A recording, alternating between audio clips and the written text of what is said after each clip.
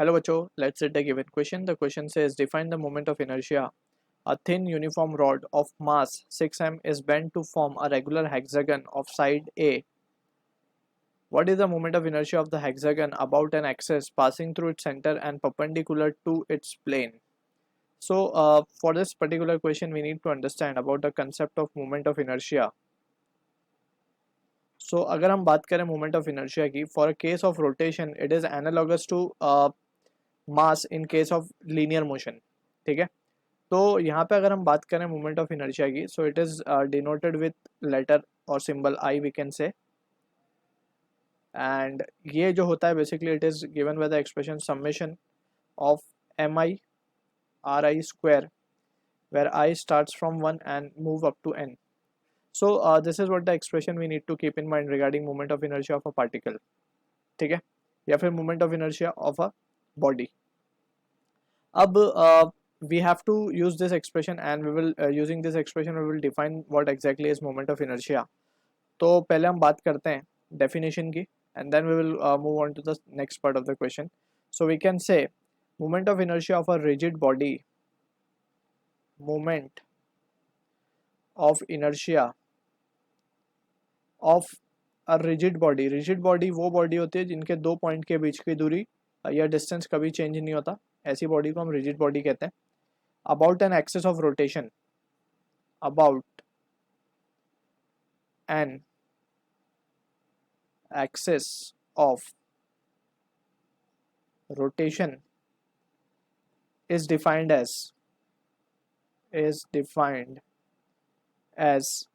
the sum of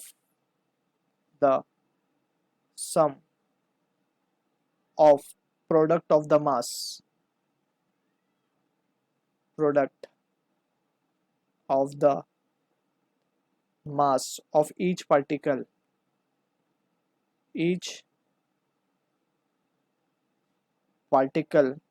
and the square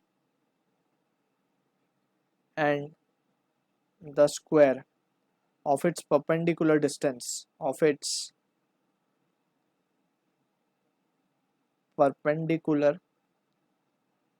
distance from the axis of rotation,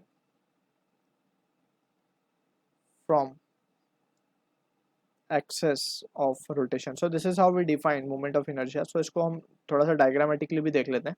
if let's suppose we have a body, rigid body है, and ये body is rotating about this is axis of rotation AOR.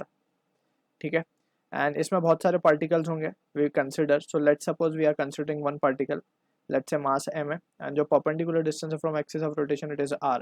so moment of inertia of this particle, क्योंकि बहुत सारे particles होंगे तो हमें सबको add up करना पड़ेगा. Just we are writing the expression for one particle, it is given by M R square. So this is how we write the moment of inertia expression, right. So this is the definition. Now let's move on to the second part of the question. तो basically हमें second part में बोला गया है कि हमारे पास एक थिन रॉड है of mass 6m is bend to form a regular hexagon. अब रेगुलर हेक्सागन है तो उसकी कुछ ना कुछ प्रॉपर्टीज हैं, वी नीड टू रिमेंबर वो है. तो पहले तो हम बना लेते हैं कि ये हमारी रॉड है, let's say thin rod given है, इसका जो मास है वो है 6m.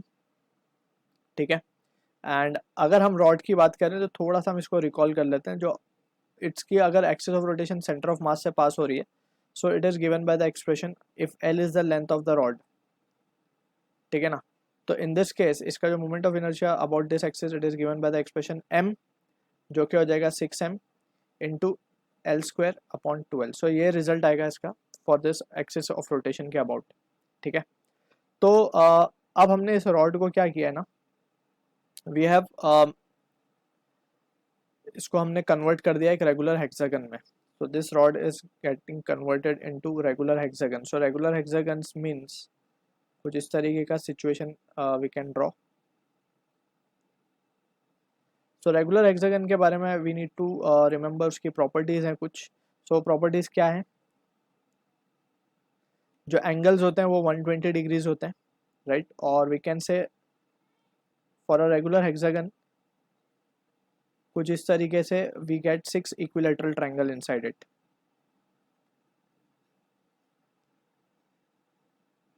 And since interior angle 120 है, सो ये सारे एंगल कितने हो जाएंगे 60 60, सो इसीलिए हम कह रहे हैं कि ये एक इक्विलैटरल ट्रायंगल फॉर्म हो जाता है। अब हमें साइड ए गिवन है, सो वी कैन से ये भी ए हो जाएगा, ये भी ए हो जाएगा, right. So if you draw perpendicular from this, हमें सेंटर के अबाउट मांगा गया है मोमेंट ऑफ इनर्शिया, राइट। तो पहले हम एक ये परपेंडिकुलर डिस्टेंस निकाल लेते हैं and this distance let suppose हम इसको कह देते हैं D. So from the diagram itself we can say ये एंगल हमारा 30 हो जाएगा, ये 60 है and this is 90, so 30 60 90। So we can say D sine 60 की अगर हम वैल्यू निकालें यहाँ से, तो sine 60 will be equals to opposite upon hypotenuse, यानी अपोजिट डी है, ये 60 डिग्री है हमारा, राइट। सो यहाँ से ये वैल्यू आ रही है, तो डी की वैल्यू क्या मिल रही है हमें, it is coming out to be √3/2 sine 60 की वैल्यू इंटू ए। सो ये मिल गया डिस्टेंस। अब जस्ट हमें करना ये है कि we have to apply parallel axis theorem. So parallel axis theorem बोलता है, अगर जैसे हमने यहाँ पे लिखा है कि let suppose we have a body, एक, ठीक है, and if this is the axis of rotation about centre of mass, इसको हम आई सी लिख देते हैं, and if you wish to find the axis moment of inertia about this axis, इसको हम कह देते हैं लेट्स से आई।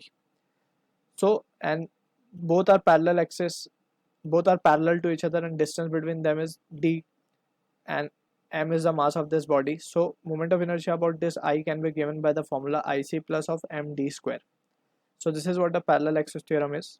एक एक्सिस को सेंटर ऑफ मास से पास होना है, तो IC हमने लिखा IC plus md square. So this is the thing we will be applying over here. तो हमें इस एक्सिस के अबाउट चाहिए O के अबाउट, राइट, और हमें इस एक्सिस के सेंटर पॉइंट के अबाउट पता है, यानी कि हम अगर इसको सी पॉइंट दे दें तो हमें सी पॉइंट के अबाउट मोमेंट ऑफ इनर्शिया पता है, हमें ओ के अबाउट चाहिए। तो एक रॉड के लिए पहले हम निकाल लेते हैं by applying parallel axis theorem. So we can say हम लिख सकते हैं नाउ आई, वी कैन से आई ओ के about we can say it will be I C plus for one rod we are, हमें पूरे हेक्सागन के लिए चाहिए, तो फिर हम उसको जस्ट 6 से मल्टीप्लाई कर देंगे। पहले हम एक के लिए निकाल लेते हैं, एक रॉड के लिए ये होगा IC प्लस मास हमें गिवन है, एक रॉड का मास कितना हो जाएगा, it will be just m, right, क्योंकि 6m था टोटल, तो एक का हो जाएगा m एंड d स्क्वायर, ठीक है। So from here we can see कि IC अगर हम बात करें जैसे हमने रॉड के लिए लिखा फ्रॉम सेंटर से, वो होता है ml²/12, so it will be ml²/12 plus of md square, right, and d हमारे पास आ चुका है, and l की जगह पे it will be a का स्क्वायर, क्योंकि साइड लेंथ अब a हो चुकी है, this is a, right. so ma square और d हमें मिल चुका है, so ये वैल्यू हम देख सकते हैं, it can be written as ma²/12, तो थोड़ा सा हम यहाँ लिख देते हैं ma²/12 प्लस d का स्क्वायर करेंगे मीन्स 3/4, तो 3ma² अपॉन 4, ठीक है। तो on taking the value LCM लेंगे तो ये हो जाएगा 10/12, 10/12 मीन्स 5/6 ma², तो ये मिल गया हमें 5/6 ma² एक रॉड की वजह से, ठीक है ना, वन साइड बेसिकली हम कह सकते हैं। तो हमें 6 टोटल के लिए चाहिए, तो we can say finally therefore moment of inertia, हम इसको थोड़ा सा बिगर कैपिटल लेटर में लिख रहे हैं, IO due to all 6 rod it will be just we need to multiply it with 6 upon 5/6 ma² and the result will be 5ma². So this is the answer to the question. I hope you understood the solution. All the best.